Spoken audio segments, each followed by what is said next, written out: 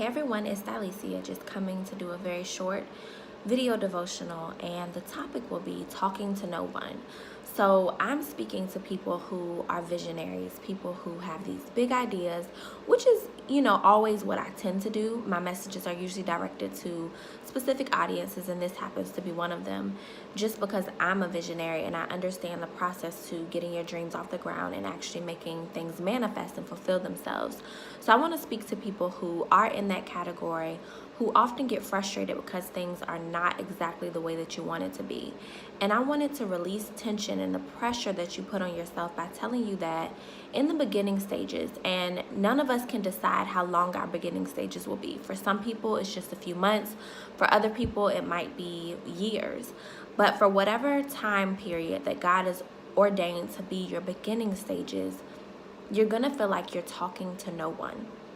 And what I mean by that is you'll put out content, you'll have social media pages, you won't have any followers, you won't have people who actually regularly look at your stuff. You may have one or two people, but it'll seem like it's a slow climb. And you'll be convinced on so many occasions to just stop because it's like nobody cares about this, or the vision, they would have been caught on to it.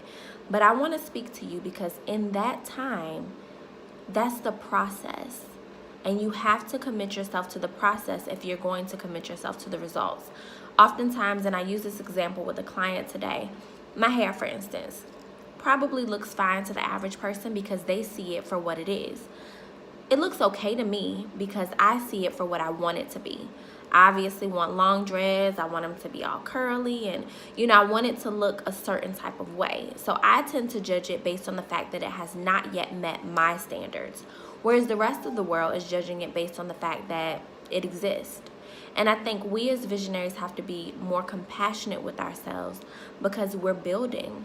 We can't just look at the final picture and be resenting the process that it's going to take in order to get there. So I want you to rid it out of your mind that you have to start off with a huge audience, and that you have to start off on the cover of Forbes magazine, and you have to start off getting all these opportunities, because people are not going to know about your stuff. You're going to start off and it's going to feel like you're talking to no one, but you have to keep talking, because in those conversations that you have with a seemingly non-existent audience will be the key to you creating the future that you want.